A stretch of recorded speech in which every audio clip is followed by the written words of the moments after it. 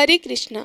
आप सभी का स्वागत है आज के इस वीडियो में। इस वीडियो में जहां आज आप जानेंगे कि कार्तिक मास कृष्ण पक्ष रमा एकादशी के महत्व और शुभ मुहूर्त के बारे में। माँ लक्ष्मी जी का एक नाम रमा है और इस एकादशी का नाम माँ लक्ष्मी जी के नाम पर ही पड़ा है। इस दिन व्रत रखने से न केवल पापों का नाश होता है बल्कि जीवन में धन, सुख, समृद्धि और ऐश्वर्य की भी प्राप्ति होती है। शास्त्रों में रमा एकादशी का पुण्य महाकुंभ स्नान के बराबर बताया गया है। इस दिन उपवास करने से मोक्ष की प्राप्ति होती है और व्यक्ति सभी पापों से मुक्त होकर परम धाम को प्राप्त करता है। कार्तिक मास के कृष्ण पक्ष की एकादशी के अगले दिन यानी द्वादशी तिथि को गोवत्स द्वादशी के नाम से जाना जाता है और इस दिन गाय और बछड़े की पूजा की जाती है। ऐसे में एकादशी का व्रत रखने वाले सभी भक्तों को या भगवान श्री कृष्ण को मानने वाले सभी भक्तों को गोवत्स द्वादशी का पर्व भी धूमधाम से मनाना चाहिए। भविष्य पुराण के उत्तर पर्व के अनुसार एक बार महाराज युधिष्ठिर भगवान श्री कृष्ण से दुखी होकर कहते हैं कि भगवान, मेरे राज्य की प्राप्ति के लिए 18 अक्षर सेनाएं नष्ट हुई हैं। इस पाप से मेरे मन में बहुत घृणा उत्पन्न हो गई है। उसमें ब्राह्मण, क्षत्रिय, वैश्य तथा क्षुद्र आदि सभी मारे गए हैं। भीष्म, द्रोण, कलिंग राजपुरम महान क्लेश है। हे मधुसूदन, इन पापों से छुटकारा पाने के लिए किसी धर्म का आप वर्णन कीजिए। तब भगवान श्री कृष्ण कहते हैं कि हे धर्मराज, गोवत्स द्वादशी नाम का व्रत पुण्य प्रदान करने वाला है।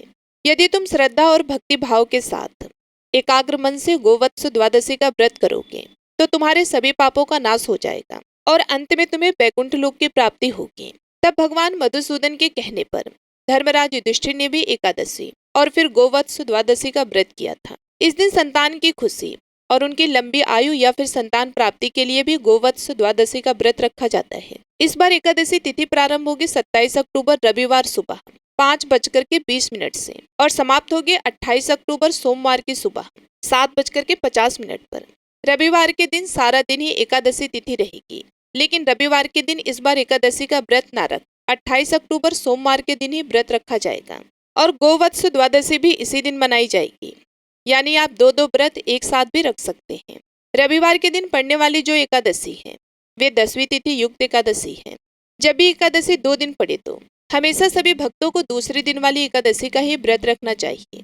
द्वादशी तिथि प्रारंभ होगी 28 अक्टूबर सोमवार को सुबह 7:50 से और 29 अक्टूबर मंगलवार को सुबह 10:30 पर तिथि समाप्त होगी और द्वादशी तिथि लगते ही हरिवासर का समय भी शुरू हो जाएगा, जो लगभग 5 से 6 घंटे तक रहता है।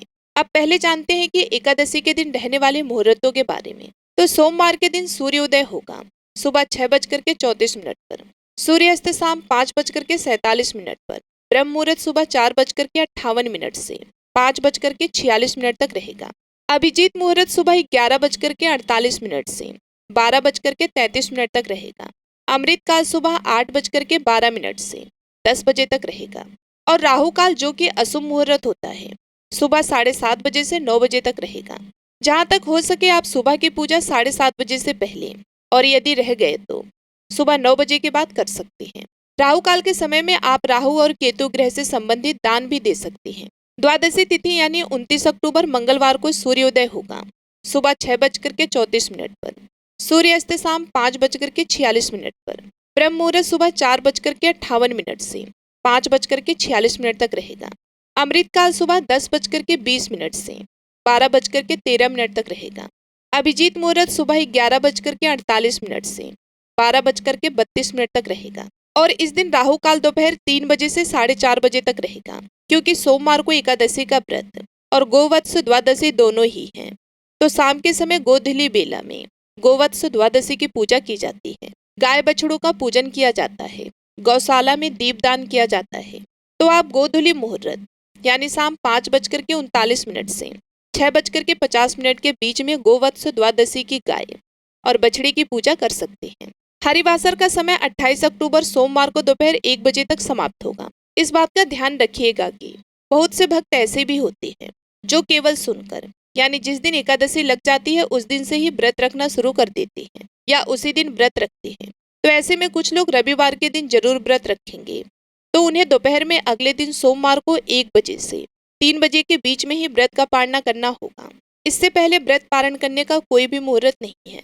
और सोमवार के दिन एकादशी का उपवास रखने वाले भक्तों को 29 अक्टूबर मंगलवार को सुबह 6:34 से 9:35 के बीच में अपना व्रत खोलना होगा।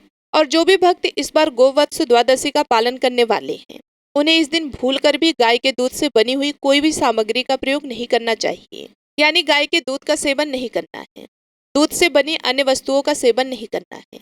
और इस दिन गाय और बछड़ी की विशेष रूप से पूजा करने से भगवान श्री कृष्ण और गौ माता का आशीर्वाद अवश्य मिलता है। तो ये थी आज की वीडियो। उम्मीद है आपको पसंद आई होगी। अगर अच्छी लगी हो तो वीडियो को लाइक जरूर कीजिएगा। साथ ही कमेंट बॉक्स में जय श्री कृष्ण जरूर लिखिएगा। भगवान विष्णु और माता लक्ष्मी की कृपा सदैव आप पर और आपके परिवारजनों पर बनी रहे, इसी कामना के साथ मैं आप सभी लोगों से विदा लेती हूँ। मिलती हूँ मैं आप सभी लोगों से अगले वीडियो में। तब तक के लिए भगवान का आशीर्वाद आप सभी लोगों पर बना रहे। धन्यवाद।